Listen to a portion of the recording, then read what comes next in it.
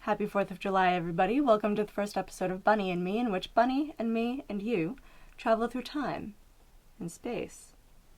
Allow me to introduce your host, Bunny, and I'm your trusty sidekick and comic relief bandit, me.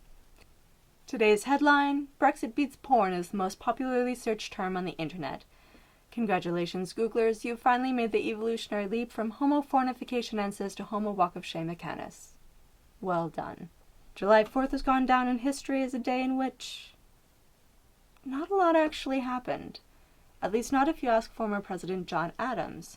That's because all Adams cared about was the Continental Congress's actual vote for independence, which happened on July 2nd.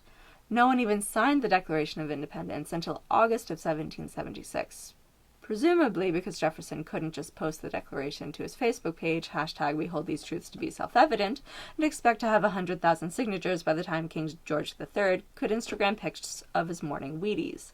Ultimately, July 4th ended up being the date written on the top of the document because it took 2 days for everyone to finish arguing about what was in, what was out, and who could party like it was 1776. In related news, 40-year-old John Adams is reported to have partied 6 hours a night for 7 weeks in a row with his younger counterparts in the Continental Congress, and to have coerced Thomas Jefferson into using diplomatic immunity to bring in 500 bottles of French Bordeaux without paying taxes. After leaving the vote on July 2nd, Adams wrote to his wife saying that July 2nd would, quote, be celebrated by succeeding generations as the great anniversary festival, with pomp and parade, games, sports, guns, bells, bonfires, and illuminations from one end of this continent to the other, end quote. And it sounds like he was very adamant about this.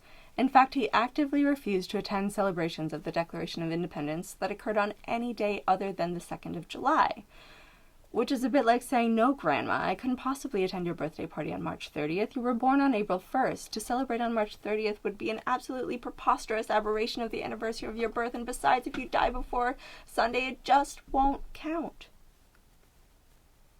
But really, Mr. Adams, in the end, all that matters is that you celebrate your grandmother's birthday. So happy birthday, America. But as important as July 4th is, celebrating the Declaration of Independence overshadows plenty of other things that have happened or will happen on this day in history, and I'd like to highlight 2 events concerning our final frontier: space.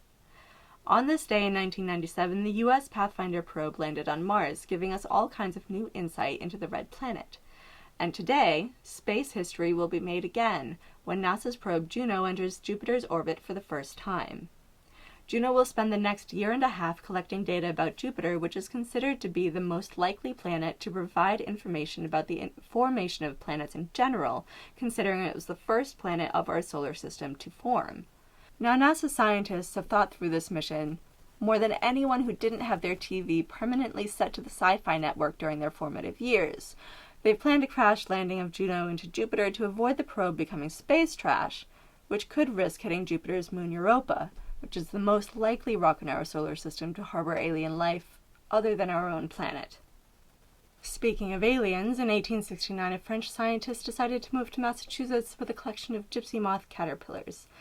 Since 1980, the gypsy moth caterpillars have become a thoroughly invasive species, destroying 1 million or more forested acres every year. And on behalf of all the states that rely on leaf-peeping tourists for income, I'd like to express my thoroughly sarcastic thanks to Etienne Leopold Trouvelot for not being a good enough scientist to realize that caterpillars do not make silk, and interbreeding them with silkworms to create a genetically engineered hybrid species of super caterpillar is a plot device for an apocalyptic science fiction novel and not part of the process of becoming a wealthy owner of a silk factory.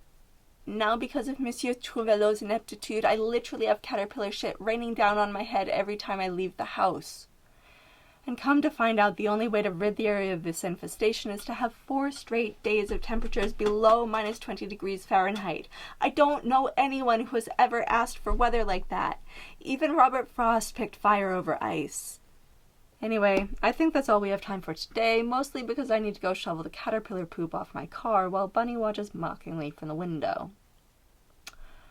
That's all from your hosts, Bunny and me. Hope you learned something, and happy 4th of July.